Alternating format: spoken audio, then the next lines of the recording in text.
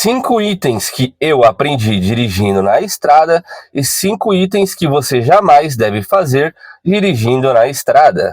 O primeiro item, galera, é no que se diz respeito à utilização de GPS e planejamento da sua rota. Para quando você for fazer uma viagem longa, se você pensa que o GPS é importante somente durante o percurso, eu já quero dizer para você que você está enganado, pois o GPS ele é importante antes mesmo de você sair da sua casa, de você se locomover com o seu carro. E por que eu estou falando isso para você? Se você está planejando a sua viagem longa, um dos pontos mais importantes no seu planejamento é conhecer a sua rota. Então, antes mesmo de você iniciar a sua viagem, você vai através do mapa do GPS, tá? E um GPS que é muito bacana para você acompanhar a questão de mapa é o Google Maps, tá? Pois nele, além dos seus destinos, você pode ver também várias características que você provavelmente já conhece, como paradas, pousadas, pontos de abastecimentos e afins. Mas o GPS vai muito além disso. É importante para você conhecer a geografia do local que você vai estar passando, as cidades, as rodovias e antes mesmo de você sair, você poder estar traçando a sua rota. E dica importante, galera, você sabia que o Maps tem a opção de você baixar o GPS e rodar com ele de forma offline? Para até mesmo se você for em algum ponto mais remoto, onde não há qualquer sinal de internet, o seu GPS continuar funcionando. E eu não poderia deixar de citar aqui que um dos itens mais importantes para você utilizar, conciliado junto ao Maps e também o Waze, né? O Waze que é ótimo aí também para você desviar de trânsitos, de acidentes e a questão de alertas e aviso. É o Radar Boot, galera. Você já conhecia o Radar Boot? Deixa aqui para mim no comentário. E qual a característica principal do Radar Boot? Vou deixar aqui na tela o ícone do aplicativo, tá? O Radar Boot, o foco dele é avisar para você a questão de radares na pista, tá? Ele tem muitos radares mapeados e além disso, que é muito bacana e que ele avisa de forma eficiente, é a questão de lombadas. Ele avisa de uma forma bem bacana a questão de lombadas. E principalmente para você que está dirigindo à noite, que não conhece, está passando pela estrada a primeira vez, essa é uma dica muito importante aí que o Radar Boot fornece para você. E lembrando que além dele avisar tanto radar ou lombadas, ele oferece alertas de formas personalizadas, tanto visual quanto na questão do áudio, em alertas, avisos sonoros. Então eu quero convidar você, para cada item que eu for falando aqui, e se tiver alguma coisa de relevante que acrescente aí, você vai digitar aqui para mim nos comentários o que te ajudou e o que pode te auxiliar para a sua próxima viagem. Então já fique nesse vídeo até o final, porque está só começando. Então vamos agora direto ao item 2, galera. Na sua viagem, procure sempre parar em um local seguro. Aí você pode pensar, mas se eu não conheço o local, como eu vou parar em um local seguro? Galera, você pode diminuir o risco. De que forma? Em uma viagem longa de carro, certamente pode ter muitos locais que você vai passar e que certamente tem um alto índice de periculosidade e que às vezes você nem sabe, alto índice de roubo, tanto em veículos quanto carga, pode ter problemas. E para você evitar, como você pode estar diminuindo esses riscos? Parar em um local como postos de combustíveis, comércios de grande porte, não parar evitar parar em acostamentos, né? Evitar parar em qualquer local por aí, para você evitar ser roubado ou até ter algum problema aí com o seu veículo, questão de saque, furto e afins. Então vamos lá, o carro apresentou problema, você não vê uma solução de parada por perto, você só vê estrada. Nota que o local tem um índice de insegurança. Se você tiver a opção, tenta andar um pouquinho mais, tá? E pare no primeiro local seguro que você encontrar à sua frente. Também é muito importante, eu aprendi isso viajando na prática, fazendo viagem longa. Então, para você que não acompanha os vídeos das nossas viagens, já se liga aqui no nosso canal Viagem em Família, bastante conteúdo das estradas para você. Então, o terceiro item é o quê? Você conhecer as características de todas as rodovias que você vai rodar no seu percurso.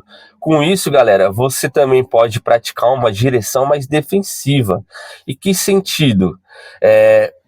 Cada rodovia tem a sua característica. Você sabia disso? Já deixa aqui para mim nos comentários. Um exemplo prático aqui para vocês. Na minha viagem de carro saindo aqui de São Paulo para o Nordeste, a gente pegou a BR-381, a 116, a 101 e cada uma tem as suas características, né? Lembrando que a 116 é a rodovia mais longa do Brasil. Começando pela BR-381, a famosa Fernão Dias. Qual a característica principal dessa pista? É as curvas. Para quem passou nela sabe que a Fernão Dias, galera, é muita curva. Tem trechos de serra. Então, se de repente você já chega nela e você tá cansado, você faz tanta curva que chega uma hora que você pode até ficar tonto, né? Sentir um pouquinho de tontura ali. Então é importante você estar nesse momento aí que você tá com muito desgaste ali na sua viagem longa, para dar uma descansada, toma aquele café, certo? Se alimente de uma forma bacana também. Então, você conhecendo as características da rodovia, você consegue se planejar de uma forma melhor. Falando da BR-116, qual a principal característica?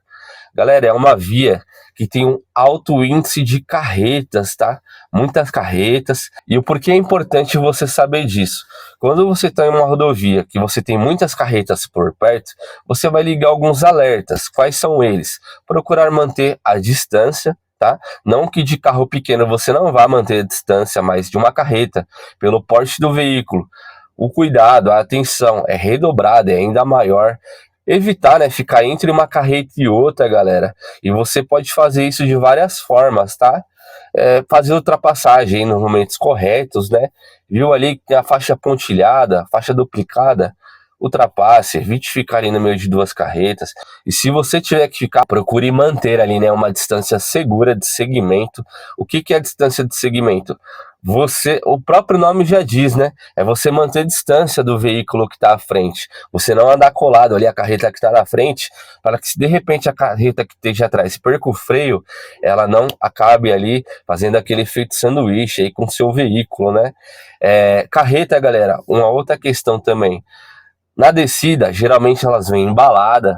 Então, assim, se você não está numa velocidade legal, procure dar passagem, tá? Porque é onde eles ganham autonomia, já que nas subidas, por eles ser bem pesado, eles não conseguem desenvolver. Então, essa é a característica da BR-116. Falando agora da BR-101, uma das características da BR-101, que é uma das BRs brasileiras que percorre todo o litoral, né, do Rio Grande do Norte ao Rio Grande do Sul, né, do Brasil. Então a BR-101, como eu já falei, característica que ela percorre todo o litoral. Uma outra característica que na altura ali, pelo menos da onde eu passei, que é na região ali, saindo de Bahia, né, pegando Sergipe, Alagoas, Pernambuco, o trecho é praticamente boa parte de concreta, pavimentação, e como ela ainda tem trecho que ainda tá para ser duplicado, ela acaba tendo bastante desvio, né? Bastante desvio na pista, e boa parte deles a sinalização é bem próxima.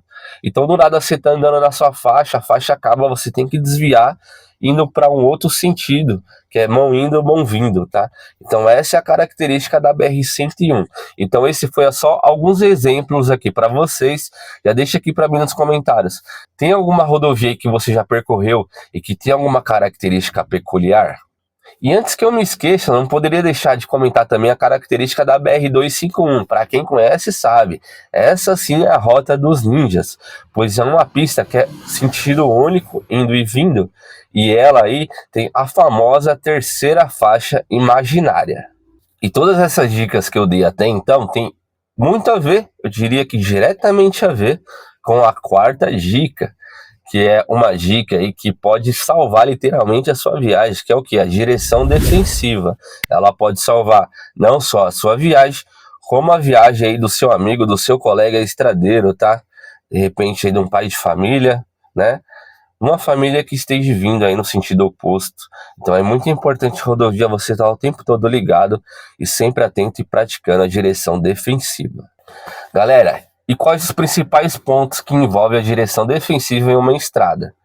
Você conhecer as características da rodovia e certamente ter traçado a sua rota já é um bom começo, mas vai muito além disso. Galera, sentiu que está muito cansado ali dirigindo por muitas horas e não está conseguindo mais, está notando uma fadiga? Pare, descanse, até você retomar ali as suas energias e poder estar pegando a estrada novamente, tá? Evite, galera, também estar fazendo barbeiragem, né? Porque quem faz aí algo que não é o correto uma vez, certamente vai fazer a segunda, a terceira. Quem você vê no trânsito aí, dirigindo de forma insegura e colocando a vida do outro em risco, certamente não é a primeira vez, é algo que vira costume. Então procure sempre dirigir de uma forma que seja correta, porque isso aí interfere diretamente na sua direção e também na vida do seu próximo, em algum momento.